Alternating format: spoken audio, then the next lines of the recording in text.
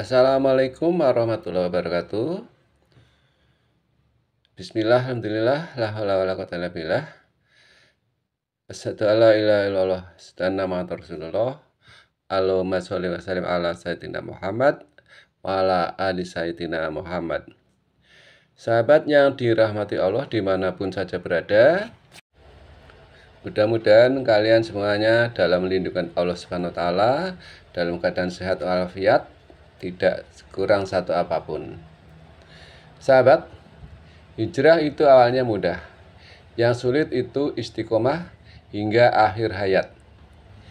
Banyak sekali yang awalnya semangat berhijrah, istiqomah dalam memperjuangkan Islam, justru akhirnya harus pergi karena kegersangan hati. Hati gersang bisa jadi karena mulai jarang menambah istiqomah Islam. Ditambah lagi urusan dunia yang sebenarnya hanya pelengkap hidup, bukan tujuan hidup. Hingga semangat perjuangan perlahan-lahan akan mulai memudar. Namun ketika ujian mulai menerpa, keraguan pun mulai berbisik. Hingga akhirnya harus berpindah haluan dari perjuangan. Itu semua harus membuat kita sadar bahwa sudah alamiah setiap perjalanan dakwah ada saja yang gugur sebelum sampai di puncak kemuliaan. Bisa jadi teman yang kita anggap sudah luar biasa dalam perjuangannya, sering kita elu-elukan, tiba-tiba gugur dalam perjuangan, dan hal itu pasti akan ada karena kita adalah manusia. Allah akan selalu menguji keimanan hambanya. Mampukah kita melewati ujian itu dengan sabar atau tidak? Sahabat yang dirahmati Allah, perjuangan para pengemban dakwah bukan perjuangan seperti olimpiade yang cuma beberapa ronde langsung selesai. Ada kalanya perjuangan itu kuat, lelah, dan terbersit ingin menyerah. Bahkan ada yang berpindah haluan sehingga menyalahkan kebenaran yang dipegang sebelumnya. Oleh karena itu, kita harus tetap belajar senantiasa muhasabah diri, sabar dan tegar saat ujian itu menghadang.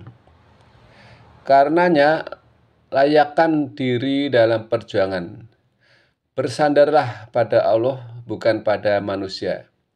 Hingga keraguan itu tak menghampirimu karena kesalahan manusia. Hijrah karena Allah, tanpa berharap apapun dari manusia, agar hatimu tak pernah gersang karena kecewa.